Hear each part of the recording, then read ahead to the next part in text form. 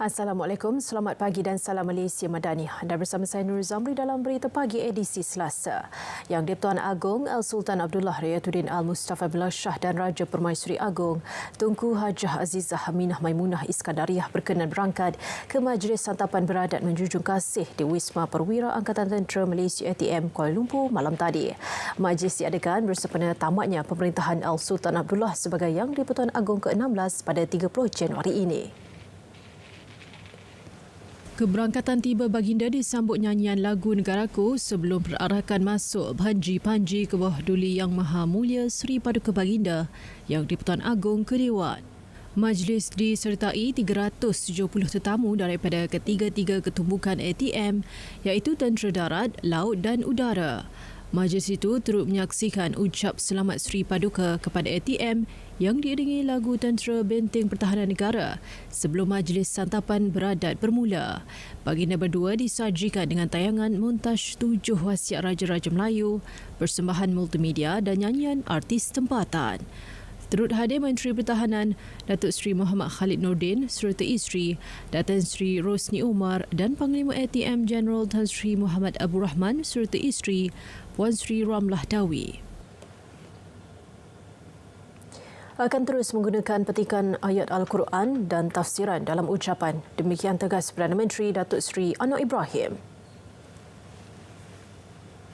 Namun ujarnya beliau akan merujuk kepada Jabatan Kemajuan Islam Malaysia JAKIM terlebih dahulu untuk mengelakkan sebarang kontroversi. Berkritik, jangan sekali-kali mencela, menghina, apalagi menuduh orang itu melaknatkan atau menyesatkan. Dan saya syukur Alhamdulillah kerana apa yang dilontarkan di perhimpunan JPM ini menimbulkan keminat masyarakat, terutama anak-anak muda untuk membaca dan menelaah. Jadi bukan sekadar membaca Quran, menafsirkan dan menelaah secara lebih mendalam. Itu saya anggap penting. Nanti bulan-bulan lain saya baca ayat Quran lain dengan tafsir supaya mengalakkan ada perbahasan lain. Tapi saya rujuk orang JAKIM dulu supaya elak daripada kontroversi. Beliau berucap pada majlis perjumpaan Perdana Menteri bersama warga Jabatan Perdana Menteri JPM bagi bulan Januari 2024 di Putrajaya semalam. Perimbang Tara Gonzalo Stampa didapati bersalah menghina mahkamah dan dijatuhi hukuman penjara 6 bulan oleh Mahkamah Sepanyol. Mahkamah sama turut melarang Stampa daripada menjalankan tugasnya sebagai penimbang tara selama setahun. Menerusi ucapan di laman X, Menteri di Jabatan Perdana Menteri, Undang-Undang dan Reformasi Institusi, Datuk Seri Azalina Othman Said berkata, keputusan itu membuktikan usaha Kerajaan Madani menangani dan menghentikan penipuan kumpulan Sulu adalah tidak sia-sia. Kerajaan katanya berusaha bertungkus lumus memperjuangkan kes demi menegakkan keadilan dan akan meneruskan usaha untuk membatalkan award akhir. Sebelum ini, 8 warga Filipina telah memfailkan prosiding timbang tara di Sepanyol bagi menuntut berbilion-bilion dolar daripada Malaysia berhubung isu Sabah dan sebuah mahkamah di Madrid pada Mac 2019 telah melantik Stampa sebagai penimbang tara dalam kes itu. Malaysia melakar kejayaan bersejarah dalam pertikaian berpanjangan itu apabila mahkamah di Luxembourg, Mahkamah Rayuan The Hague di Belanda dan Mahkamah Rayuan di Perancis serta Mahkamah Sepanyol membuat keputusan yang memihak kepada negara ini.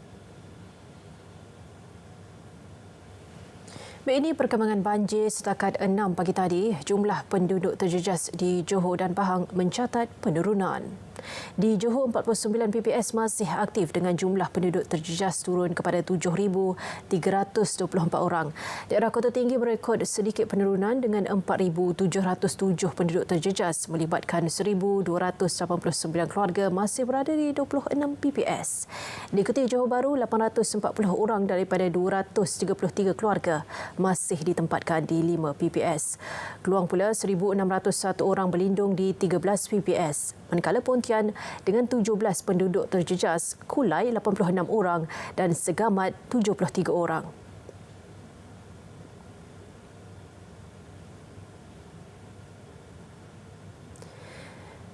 Baik, di Pahang, jumlah penduduk terjejas meningkat sedikit kepada 1,359 orang. Terdapat 26 PPS masih dibuka di 3 daerah iaitu Rompin, Pekan dan Maran. Rompin kekal paling terjejas dengan 658 orang daripada berlindung di 11 PPS. Diikuti daerah Pekan, 332 penduduk ditempatkan di 8 PPS. Di Maran, 341 penduduk terjejas daripada 86 keluarga masih di 7 PPS.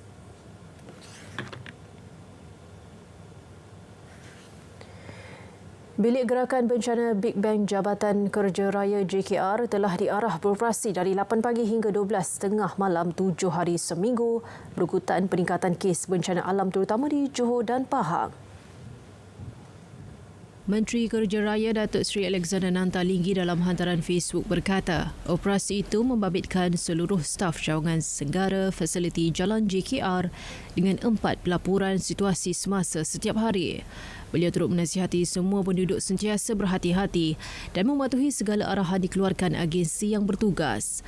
Maklumat terkini lokasi terlibat dan bencana boleh dirujuk di laman rasmi Big Bang JKR di Facebook.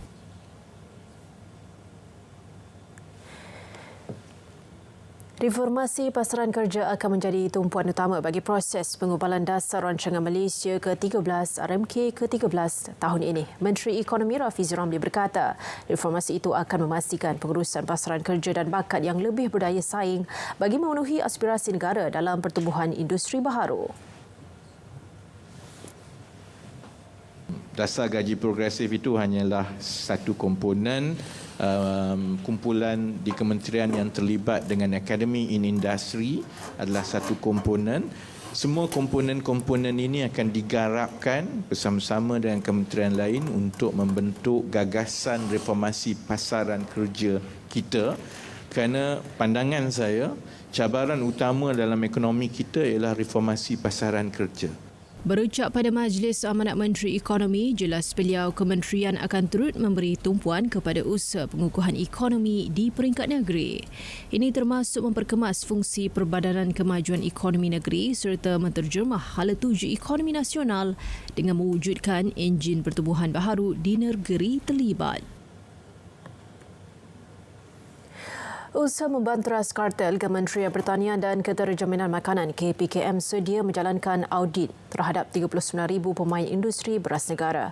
Menterinya Datuk Seri Muhammad Sabu berkata proses itu melibatkan pemegang lesen burung beras, ekspor dan import, kilang padi, pembeli padi, beras runcit dan kelulusan khas menjual benih padi bagi benih padi sah. Beliau juga akan turun padang membuat lawatan mengejut bagi tujuan itu. Kita bertindak bila ada fakta-fakta. Kita tidak mau hebahkan satu perkara. Pada masa sama kita bercakap satu siasatan kita buat. Terutama sekali kementerian yang bersama dengan kami lah.